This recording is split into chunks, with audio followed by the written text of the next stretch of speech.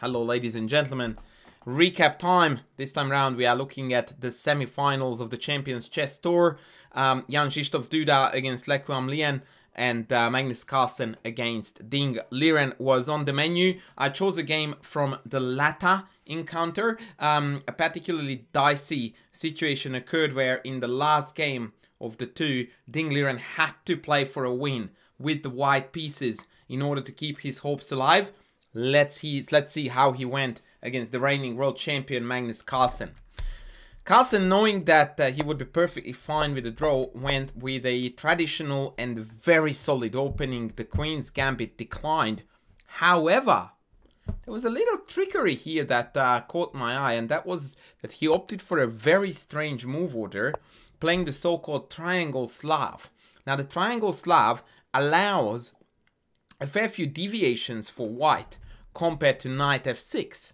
I genuinely can't even guess why MAgnus did that, because he, for example, e4 introduces one of my all-time favorite gambits, the Marshall Gambit with d, knight e, bishop b4, queen d4, bishop b4, queen e4, with absolutely hair-raising and bonkers complications, where white has got the two bishops, and the dark squared bishop in particular is very powerful with the support of the queen. So there's a lot of play in that position, not something that you would actually assume that would get played in a game where black wants to play for a draw. Likewise, after knight f3, MAgnus also had the choice to enter the so-called Node Boom variation, which again is a completely imbalanced, really awesome and fun opening.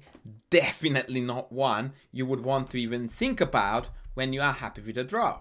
But maybe MAgnus wanted to spice up things a little bit. But long story short, after knight f6, bishop g5, he again actually had a chance to go absolute nuts with the Botvinnik variation, but he now settled back to normal and went for the Queen's Gambit declined main variation. Now, Ding Liren, having to win, actually played some really inspired chess in the opening phase of this game. I really did like his reluctance to repeat moves, which of course was a provocation by MAgnus already to say, well, I'm happy with the draw, brother, so you better deviate and probably play an inferior move. And Ding Liren went like, alright, well, you want different, I will give you different. And he just castled queenside, which in my book is already like, you are a champ, man, because that's how you play for a win. And kudos to Ding Liren for picking up the gauntlet and going full Monty. And for a very long while, he's actually playing rock solid chess. That being said, the same can be said about the world champion. D takes c4 was played, bishop takes c4 was played, and b5 was played. Now here we need to talk a little bit about the structure and about what is going on. Currently, white has got a dominant central formation, or better central control if you will, and far better piece coordination. So both the static and the dynamic features of the position right now favor white. However, the longer this game goes, the more likely that the trends will change and begin to favor black. And the reason for that is the power of the two bishops, which currently can't be felt because they are both very passively placed.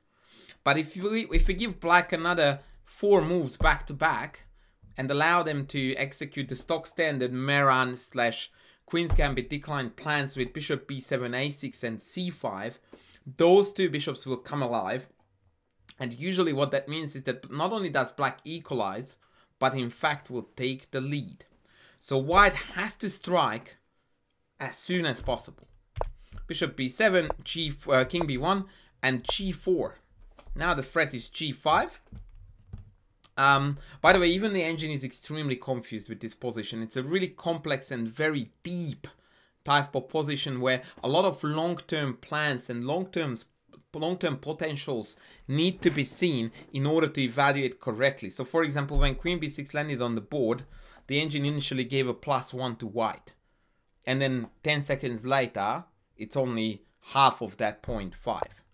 a6, following the plan, g5, and castles queenside. Now that move, although totally logical, would have been the first sign if I had played this game as white, where I go like, dang it, man, like he's following the side where I'm going. It's a lot harder to attack the king here. And somehow now white's setup doesn't really make as much sense as before, because the kingside attack is not attacking anything meaningful. Now this is where Liren dropped the ball a little bit. Instead of taking, perhaps g6 would have been a better attempt at creating at least one weak pawn. And that's partly because after f6, both the knight and the bishop are looking a little bit passive. But even here, attacking into this very sturdy setup of blacks is just looking almost impossible. Anyway, Liren took on h6, rook took back, they traded the rocks, and he played bishop e2. Not a big fan of the move, but once again, I'm not going to begin an argument with the engine. So I'm just going to roll with it. Part of the plan could be that we relocate on f3 after a potential knight move, and we are also removing the bishop from motives like c5 takes, knight takes, when the knight hits the bishop on d3. Bishop e4 would have been another interesting move here. Note that the most logical looking knight e4 is very strongly met by ideas like king b8, rook c8 and c5. And black is doing really, really well, or an instant c5 even. So bishop e2, f5. Immediately seizing the control of the e4 square. e4. Liren fights back. You gotta love how he tries everything he can to create chaos, to create fight, to create tension, to play good chess. Takes was played. If b4, then of course we go to a4, hitting the queen with a tempo. And then the knight can reroute to c5 at times. And also e6 is now a soft underbelly of the position that can actually be targeted easily. So instead takes, and king b8 was played. And again, Magnus is hinting at c5. And if c5 comes, like I told you about 10 moves ago, black is gonna take the initiative. Rook c1, queen c7 back. The queen is aiming to relocate and reactivate on the king side, where it can tickle the knights but also some of the pawns. Knight fd2, and that was the move that handed over the initiative to black. Pawn c5, and all of a sudden black is already slightly better. A really, really nice idea. Liren played g3 here. Upon taking c5, knight takes c5, knight takes c5. We see that the d2 knight is now defenseless. Here comes the very famous concept of many chess coaches, including Dvoretsky, that knights on the same circuit are almost always bad. And additionally to that, they are also very clumsy, because usually one can't move away without hanging the other one. Dvoretsky calls this situation the superfluous knights. When they are covering the exact same squares, they are on the exact same circuit. But on top of that, right now, the fact that they are responsible for guarding one another is an even more important factor that makes this break possible. And now Magnus just takes the lead and would not let go of it at all. Rook c8, and you can see that once the c5 break happens, these two bishops are monstrously powerful. Knight c5, rook c5, and of course, knowing that a draw is a win for Magnus, he goes like, well, mate, if we want to go into an endgame where I have a bishop pair, so be it. Now, everything gets traded off, including the bishop pair, but unfortunately for Liren, now we are landing in a classic case of bishop versus knight endgame, where the bishop is almost always favorable when there are pawns on both sides of the board. And the reason for that is very purely practical. Picture this bishop being on d4, and all of a sudden I am hitting two different white pawns whilst I'm covering my backs should there be a passed pawn on the board. Knights can't fulfill that many functions no matter what. So knight f3, bishop c5, and the other reason, by the way, why this endgame is particularly problematic for white is the fact that white's 4 pawns are all on dark squares. Now the good news is that they are not fixed, they are not blockaded on dark squares. The bad news is that when you have 4 of them, it's a heck of a long time to get them all off of that square complex, colored complex, and move them on to the other. Knight f3, bishop c5, knight h4. I believe that by now Ding Liren has given up any hopes of winning, and he's actually trying to salvage the game and play for a draw, and follows the right policy, which is to trade pawns. Not that he has the option to trade pieces. Unfortunately for him, Carlsen now brings his A game to this endgame. Bishop takes f2, knight f5, and pawn f3. Now this is an absolute menace. And knight h6 now loses to bishop e3 check. So king d2 had to be played. And now Magnus begins his victorious journey towards the center of the board. g5, king e4.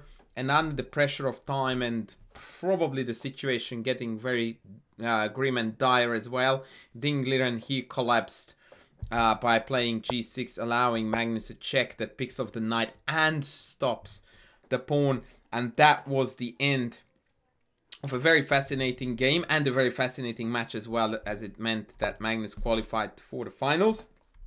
For the record, even here after knight g4, although white is clearly worse, it's quite likely that this position can still be saved if we manage to play very, very accurate defensive moves, but definitely a difficult task for white. So overall, it was a very exciting game to watch because Ding Liren did his very best to generate play, to stir up the game, to create complications. He castled queenside, but the rock-solid wall of not China but Norway managed to withstand the pressure, and Magnus basically just fended off the defense very nicely, turning it into an advantageous endgame, and went into the finals where he's going to play his recent main nemesis, Jan Krzysztof Duda. I'm very, very keen to see who is going to get the better of the other. We will see it tomorrow. Thanks for watching. Be sure to check out tomorrow's video as well. Thank you. Bye.